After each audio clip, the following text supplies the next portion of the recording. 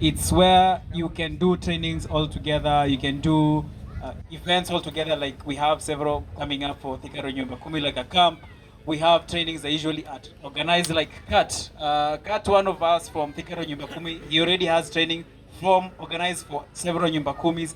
So these are points where people actually come together in the sense of having private bikers association well. So CRT, we limit it to only private bikers. Even if you're a Boda guy, you can still come and still be part of the Nyumba Kumis. So not restrictive towards that.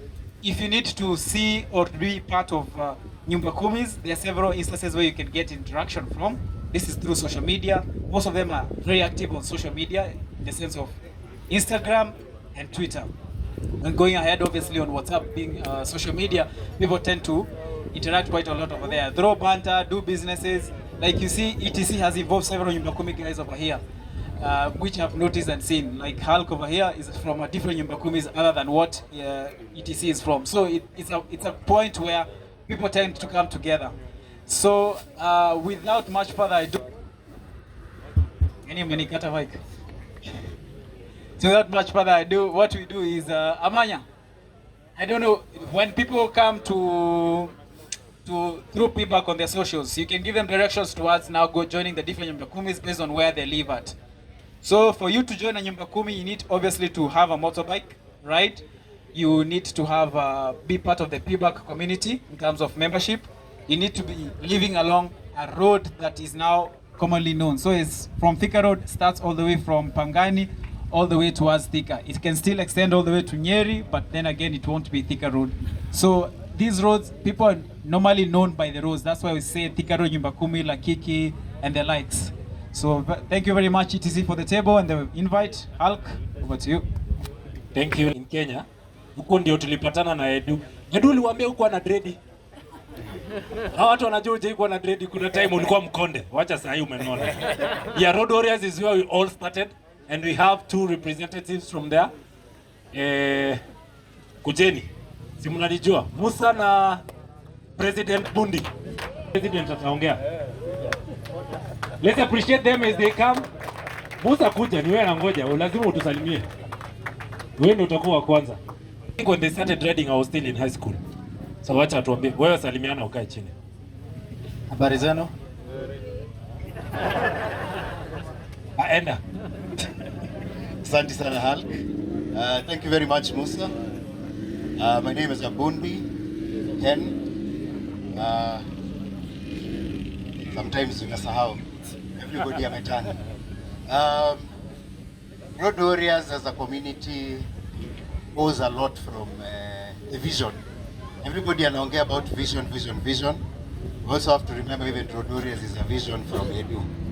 Ilianza na siku moja tukaenda akasema kitu inaitwa know me now, because we ride so much together but we don't know each other personally.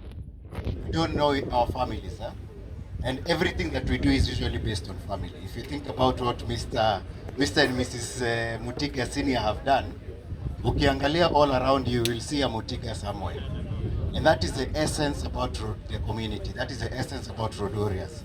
So when Edu aliconceive akasema know me now, tukaenda akatupikia chakula kwa restaurant alikuwa ametengeneza, and slowly that is how the community was built. People like the late Nyasani alikuwa anakaa huko Lodo, anakumbuka amepitia mahali amekula mbuzi, anachukua mbuzi anasema tukutane Sunday, and we all meet together, and that is how Road Warriors was built. That is how Road Warriors has grown, and this is the evolution. If you look at what Ziqoparts is all about, it's evolution of what we do from the passion that we have.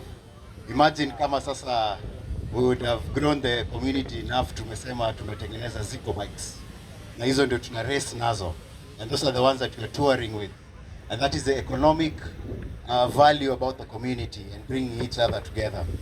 So Edu, I learn a lot from you, by the way. Your resilience, kuna vitu mingi umefanya hii town na si kidogo. But you're still president, sir. Mimi takusaidia we build the community that you had envisioned. And so Edu, congratulations. Tafadhali tuendelee ku support each other. I'm very proud to see a lot of the people tunasema ni ma-OG na waona tu wako wengi. not just the gentlemen riders, but also the lady riders. So the community as it is, let us continue supporting each other, and that is the reason why we move forward, we evolve, and become greater. Asanteni sana. All right, let's appreciate Mr. Kenya. That's your unaona Edu anapiga salute hapa. And talking about vision, June said you have to start somewhere. You have to start somewhere. Ndio ikanikumbusha. You guys have seen that Street Fighter Ducati before yenye imetoka saa hii, si ndio? The red bike which was over there. You know the owner? Aminzo. Wangapi wanajua bike Aminzo alianza nayo? Nyi wazee mkae hapo. How many? Okay. Wacha nifanye hivi, wacha nipeane watu wa guess. I want someone to guess the first bike of the guy who owns that bike, and Maki is the only one in Central Africa. Bike. Wacha nitafute mtu wa guess. Nitafute mtu. Huyu anajua huyu. Guess which bike that guy started with. Sasa kuja kwa hii meza. Sasa kufiti before kunywa maji. Which bike do you think that guy who owns that Ducati started with? Take a wild guess. Just take a wild guess. Sky go. Maoji. Hebu semeni Aminzo alianza na bike gani? Alianza the parents. Edu. Mzae.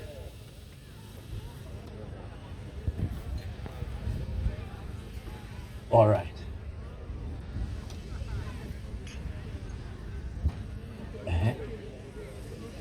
Okay. Juu dada hayuko Kenya by the way. Yeye anashindaga kwa helicopter. Huwa anashuka Edu. Unasamzana kwa nje helicopter. Juu kila time tukiongea ananiambia ngoja tuzime hiyo kitu. Yeah, so Jan will present that message. We are digital by the way. We have evolved. First, I take this opportunity to thank our Almighty God for giving us an opportunity to be here today. Secondly, I thank you all for donating your precious time to us as a family to come and support Edu to realize it. Through family, friends, and new bikers, God has transformed Edu into what he is today. We are a family of bikers, just like this family is with us here today. And the bike may have caught up with us way back in the early 80s when we lived in Lamu. During those days, I worked for the KPLC at the power plant on Lamu Island. There was a Yamaha DT175 bike used by the meter reader, and quite often, I would take a ride on it along the seafront.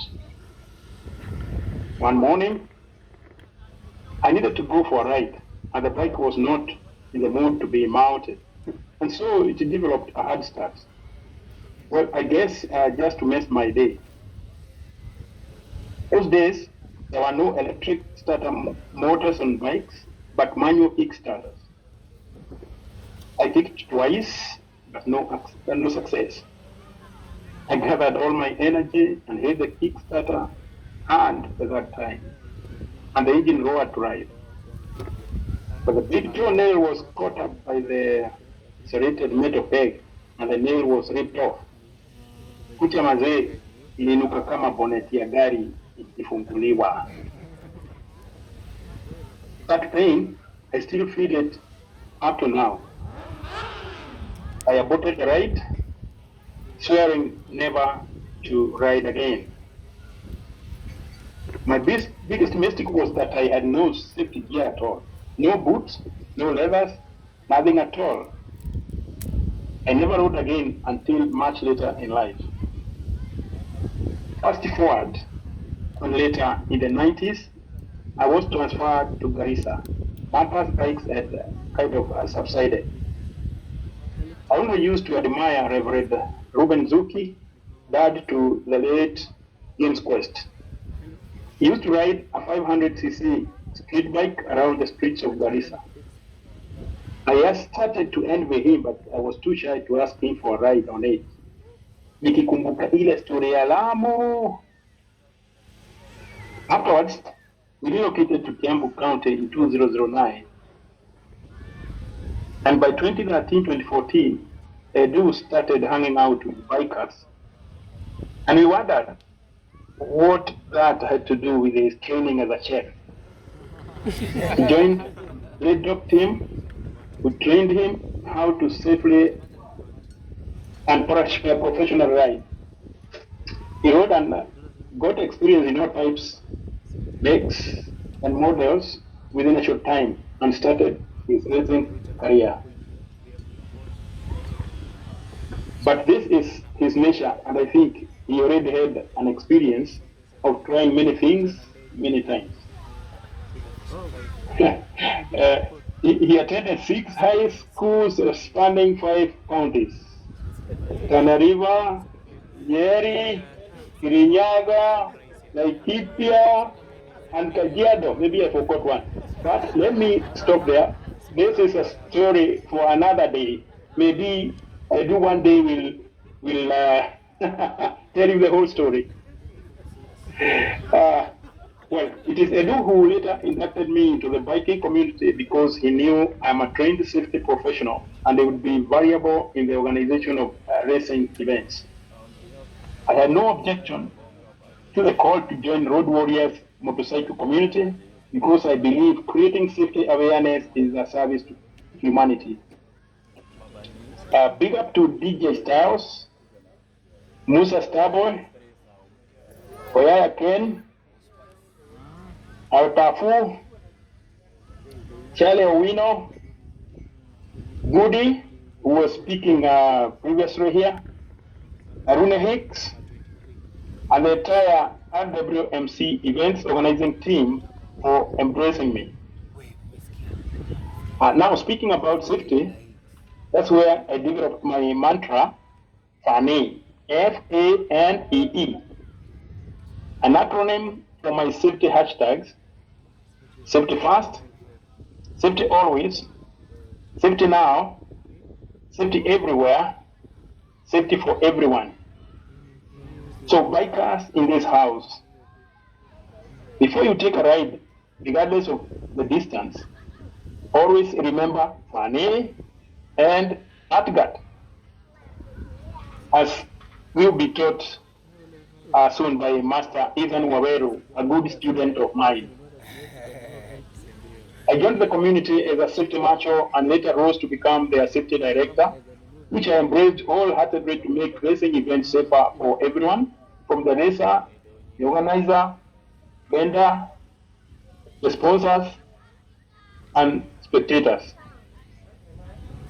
However, I would like to state here today that I'm not aligned to any specific group because safety has no borders, and I'm all out to support the growth of the entire motorsport.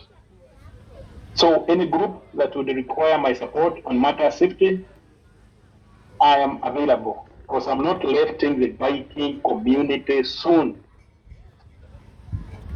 I also regularly join the safety team at the WRC Safari Rally events, courtesy of Madam Aruna Hicks. I continue supporting the biker community even when I'm out of the country. And due to this, I in turn inducted Edu into safety management, and I'm happy to say that he handles the role perfectly in my absence. I'm also happy that he will be selling riding gears among other bike items and accessories, which of course, to me, it will pacify the nasty experience in Lamu. I also urge all of us to set safety as a default item in all your daily tasks, whether it is at home, school, workplace, church, driving, riding, or any simple task you may think of.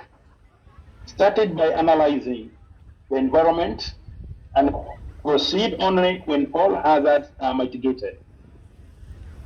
My homework to you today is you think of installing smoke detectors, sensors in your homes regardless of the tenancy status, whether owned or rented. It is your safety after all, and that of your property. Next time we meet, expect me to ask you about the homework.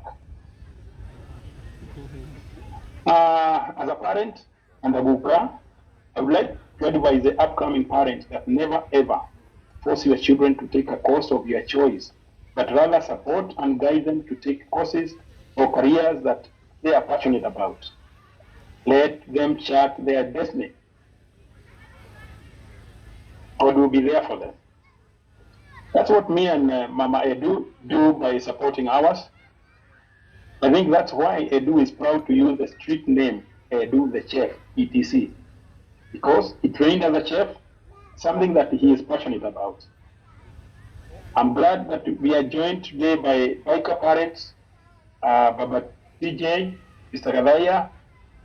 PJ may be on his way coming. Baba Nick and his family, Biker Jeremy, Biker June, and I know Nick would have attended also if he was around. By the way, my riding number is 12 Alpha. Kindly donated to me by a guy, Paul Gichemi, who retains number 12 Bravo. Thank you, Paul, wherever you are. Let me take a minute to appreciate the media fraternity. Mr. MC Hulk Shira, thank you. Nes Pixels, Amoke Vlogs, I know you are busy out there, Amoke Vlogs, and others for always finding time to cover motorsport events. I also thank my big family for coming through for Edu, and also other parents who stayed with Edu during high school and college days. Elder and Mrs. Jackson Gideji, also known as Papa Weru, Reverend and Mrs. Martin Mwangi, Mr. and Mrs. Kamau of Mombasa, Mr. and Elder Jacob Sugo of Garissa. Last but not least, Edu is a go-getter and also a risk taker. I'm sure these are